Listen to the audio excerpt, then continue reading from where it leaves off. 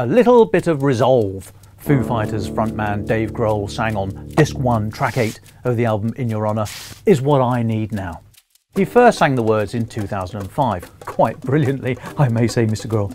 But if I had my way, he'd be belting it out today in front of the White House. You see, we hear a lot about this rules-based international order thing and complain that the likes of China, Russia and Iran are doing their best to scupper it. I dare say they are, and that's bad enough. What could be even worse, however, is that we may be complicit in that effort.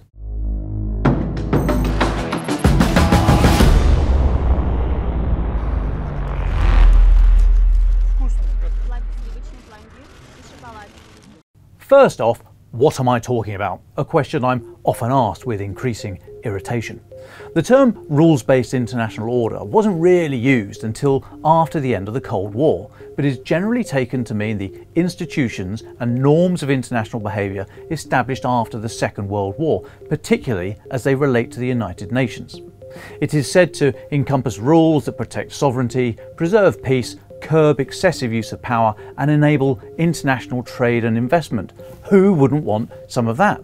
Well, for starters, groups like the BRICS, who want to move away from a world dominated by the G7 global elite and who question why they should give equal importance to the values underpinning this order, human rights for example. They're saying that may be your system, but we don't want to play anymore. So, with no world government, what power do these rules really have? And why should countries pay them any attention?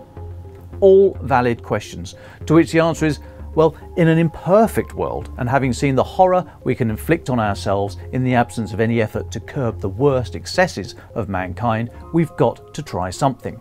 Otherwise, and there are some that would welcome it, we'll be living in a world best described by Thucydides after the siege of Melos in 416 BC during the Peloponnesian War. The strong do what they want and the weak suffer what they must. The last couple of decades have shown the limits of hard power and the economic risks of an interconnected world, both valid, if flawed, reasons for the US to consider withdrawing from the scary old world. And while it's true to say the US is no longer the world's only superpower, Washington is still the fundamental pillar around which the rules-based order is built. The sheriff's badge may be a bit rusty, but it's still pinned to the chest of Uncle Sam, and we need him out there on the high seas as much as the high plains. Why? Well, aside from the obvious case of China, Russia and Iran, many regional powers are also pushing the edges of the rules-based international order in ways that don't always get the headlines, but which, if combined, could be shaping the 21st century without us even really noticing. Two events this week are worth keeping an eye on. Let's start with oil. First, a backstory.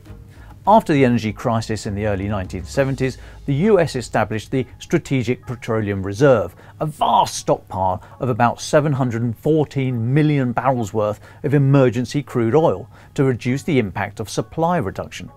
Russia's invasion of Ukraine sent shockwaves through the global markets and pushed up the price of oil. Putin was obviously delighted with this.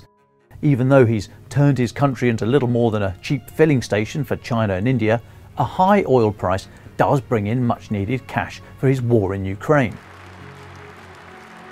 He wasn't the only one smiling. Saudi Arabia's de facto leader, Mohammed bin Salman, better known as MBS, was also content to see the oil price go up, as he needs it to be around $80 a barrel to finance his $500 billion dream for the future, based around the mind-boggling NEOM project, which will apparently, although progress has been slow, include The Line, a city contained in a single building 100 miles long and only 700 feet wide. Fearing high pump prices, and even though he knew it would upset Saudi Arabia, President Biden authorized the release of millions of barrels of oil from the strategic reserve. That put the kibosh on a high oil price, but had the same effect on the relationship between the US and Saudi Arabia. Riyadh threatened to dump US debt, which would have destabilized financial markets, and the US considered withholding arms sales. It rocked the US-Saudi relationship, which, don't forget, had even survived the fallout of 9/11, when 15 of the 19 al-Qaeda attackers were found to have been Saudi nationals, with Osama bin Laden the member of one of Saudi Arabia's wealthiest families. The whole episode furthered disgruntlement with the US in OPEC+, the 23-member club of oil producers, and arguably pushed MBS closer to Putin, who was seen as a more reliable partner.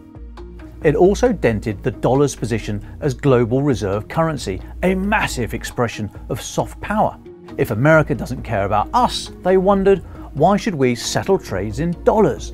And while we're at it, why shouldn't we move further into the orbit of countries like China and Russia, who cause fewer problems and don't keep banging on about human rights? OPEC Plus is holding an online ministerial meeting on Thursday, December the 30th to discuss production targets for 2024. The oil price is already rising ahead of the meeting. Watch out for warm words to soothe panicked officials in America, if indeed they care about that relationship to the same degree anymore. The second event to keep an eye on is the visit to Turkey by Brian Nelson, US Treasury Undersecretary for Terrorism and Financial Intelligence.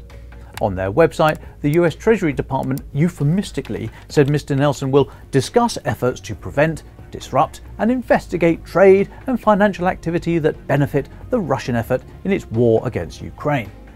That's a polite way of saying the US currently has Turkey, a NATO member don't forget, on the naughty step for selling sanctioned goods via third countries to Russia for use in Ukraine. Benim parayı da veriyorsun. За меня тоже заплатишь, да? Да, заплачу, конечно. Так ты же гость. Siz misafirsiniz, tabii ki vereceğim. An investigation by the Financial Times showed that in the first 9 months of 2023, Turkey reported $158 million of exports of goods the US lists as high priority to Russia and 5 former Soviet countries suspected of acting as intermediaries for Moscow. That was 3 times the level recorded over the same period in 2022 and up from an average of only 28 million between 2015 and 2021. These goods, which are all subject to US, EU, Japanese and UK export controls to prevent them entering Russia, include microchips, communications equipment and military gear such as telescopic sights. A European sanctions official told the Financial Times that Turkey, along with the United Arab Emirates, often serves as an intermediary destination for Russian efforts to get around controls. Mysteriously, the surge in exports by Turkey of high-priority goods to ex-Soviet nations Azerbaijan, Georgia, Kazakhstan, Kyrgyzstan and Uzbekistan were not recorded in those countries' rise in imports, suggesting the items ended up, well, who knows where. It's yet another challenge to the established norms, some legal, some set by precedent, that make up the rules-based international order. Some have a direct impact on war today in Ukraine. Combined and unchecked, others could lead to war elsewhere tomorrow. Taiwan, Eastern Europe, Southeast Asia.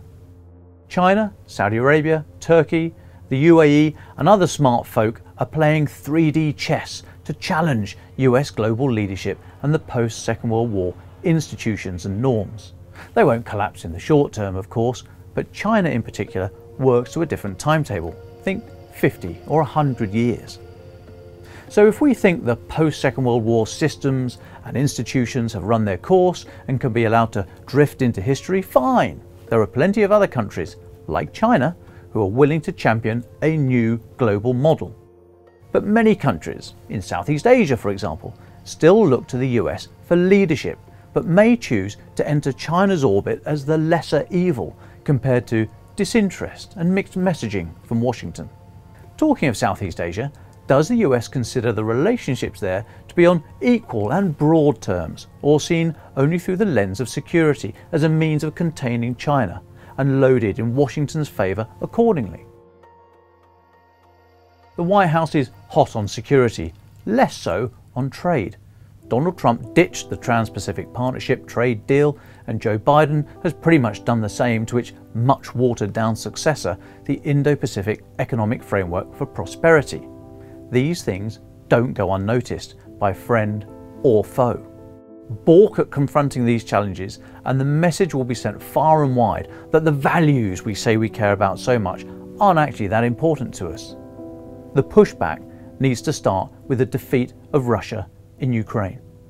Uncle Sam, now's the time to show Uncle Joe a bit of resolve. Defence in Depth is a weekly video output by the Telegraph of the big defence stories. If you'd like a daily fix of content about the war in Ukraine, I'd suggest Ukraine the Latest, the Telegraph's podcast. For more defence stories, we've left links in the description below, and if you have a topic you'd like us to cover, let us know in the comments. Please do visit our website for the latest updates, news and analysis, or failing that, you could buy the paper.